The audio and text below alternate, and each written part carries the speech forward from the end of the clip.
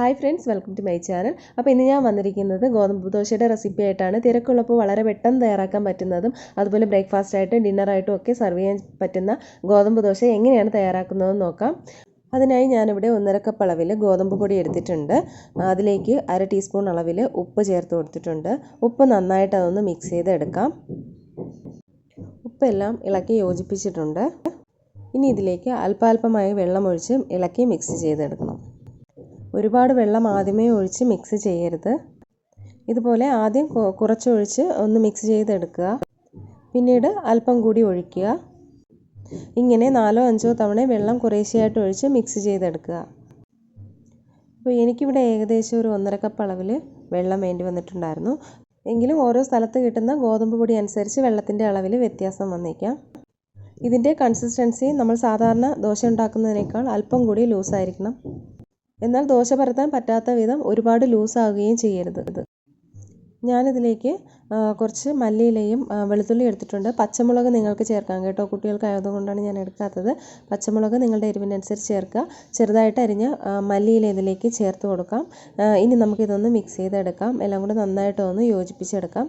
അപ്പം ഞാൻ ആദ്യമേ പറഞ്ഞതുപോലെ ഇതിൻ്റെ കൺസിസ്റ്റൻസി പ്രത്യേകം ശ്രദ്ധിക്കുക. ഒരുപാട് ലൂസായി പോകരുത്. മറ്റൊരു കാര്യം ശ്രദ്ധിക്കേണ്ടത്, ഗോതമ്പ് പൊടി കട്ട കെട്ടാതെ ഇതുപോലെ സ്മൂത്തായി വേണം മാവ് തയ്യാറാക്കി എടുക്കാൻ. കട്ട കെട്ടാതിരിക്കാൻ വേണ്ടിയിട്ടാണ് കുറേശ്ശെ വെള്ളമൊഴിച്ച് മാവ് കുഴച്ചെടുക്കുന്നത്.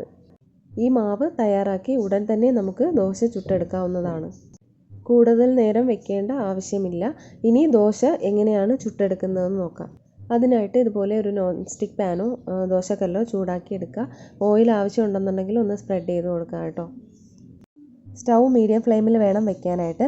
പാൻ നന്നായിട്ട് ചൂടായി വരുമ്പോൾ നമുക്കതിലേക്ക് 1-2 തവി മാവ് ഇതുപോലെ ഒന്ന് കോരി ഒഴിച്ച് കൊടുക്കാം.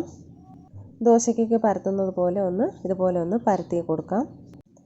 സ്റ്റൗ മീഡിയം ഫ്ലെയിമിൽ തന്നെ വെക്കുക കേട്ടോ. ഏകദേശം ഒരു 1-1.5 മിനിറ്റ് കഴിയുമ്പോൾ നമുക്കിതൊന്ന് തിരിച്ചിട്ട് കൊടുക്കാം. വേണമെങ്കിൽ നിങ്ങൾക്ക് ഇതിൻ്റെ മുകളിലേക്ക് നെയ്യ് ഒന്ന് തടവി കൊടുക്കാം. നെയ്യ്ക്ക് പകരമായിട്ട് എണ്ണയോ ബട്ടറോ ഏത് വേണോ നിങ്ങൾക്കത് ഒഴിച്ചു കൊടുക്കാവുന്നതാണ്. ഒരു വശം ഒന്ന് വെന്ത് വന്നപ്പോൾ ഞാൻ തിരിച്ചിട്ട് കൊടുത്തിട്ടുണ്ട്. അതുപോലെ 2 വശവും തിരിച്ച് മറിച്ച് വിട്ടൊന്ന് വേവിച്ചെടുക്കുക. അപ്പോൾ നമ്മുടെ ഗോതമ്പ് ദോശ ഇവിടെ റെഡി ആയിട്ടുണ്ട്. ഇത് നമുക്കൊരു പ്ലേറ്റിലേക്ക് മാറ്റാം. ഇതുപോലെ തന്നെ ബാക്കിയുള്ള മാവ് നമുക്കിത് കോരി ഒഴിച്ച് ചുട്ടെടുക്കാം. സാധാരണ ദോശ സെർവ് ചെയ്യുന്ന പോലെ ചട്നിക്ക് സാമ്പാറിനും ഒപ്പമോ അല്ലെന്നുണ്ടെങ്കിൽ വേറെ ഏതെങ്കിലും കറിക്ക് ഒപ്പമോ ഒക്കെ നമുക്കിത് സെർവ് ചെയ്യാവുന്നതാണ്. അപ്പോൾ ഈസി ആയിട്ടുള്ള ഈ ഒരു റെസിപ്പി നിങ്ങൾ തയ്യാറാക്കി നോക്കുമെന്ന് കരുതുന്നു. ഇതിനെക്കുറിച്ചുള്ള കമൻറ്റ് അറിയിക്കുക. അതുപോലെ റെസിപ്പി ഇഷ്ടമായ ലൈക്ക് ചെയ്യുക, ഷെയർ ചെയ്യുക, ചാനൽ സബ്സ്ക്രൈബ് ചെയ്യുക. പുതിയ റെസിപ്പി ആയിട്ട് നമുക്ക് വീണ്ടും കാണാം. അതുവരേക്കും എല്ലാവർക്കും ബൈ. താങ്ക്